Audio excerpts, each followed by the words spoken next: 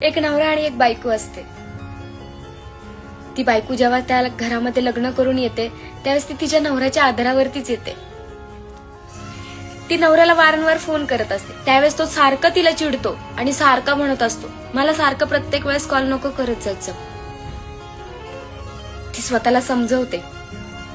ज्यावेळेस तो घरात येतो त्यावेळेस तो मोबाईल मध्ये असतो, म्हणून ती समोर त्याच्या जाते आणि म्हणते, 2 शब्द माझ्याशी बोला. तो म्हणतो, काय आहे, प्रत्येक वेळेस तुझ्या पदराला बांधून बसावं असं तुला वाटतं का?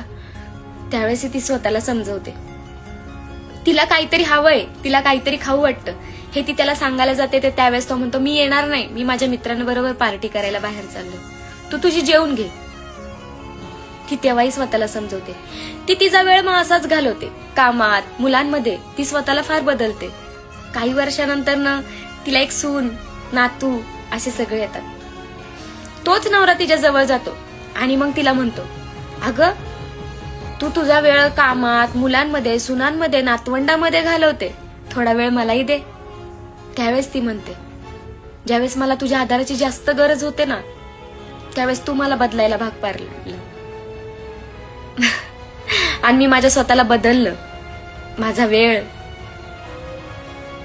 माझं काम, माझं मन मी इथंच मारलं.